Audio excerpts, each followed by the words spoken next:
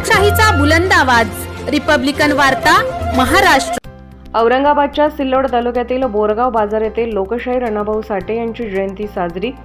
याबाबत सविस्तर वृत्त असे की साहित्यरत्न लोकशाहीर अण्णाभाऊ साठे यांची 104वी जयंती साजरी करण्यात आली।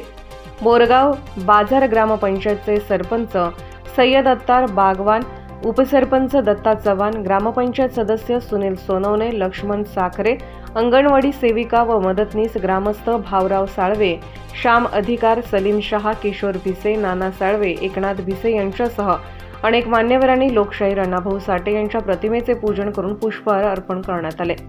रिपब्लिकन वार्ता महाराष्ट्र वृत्तवाहिनीसाठी फुलंब्री औरंगाबाद प्रतिनिधी अकबर शहा।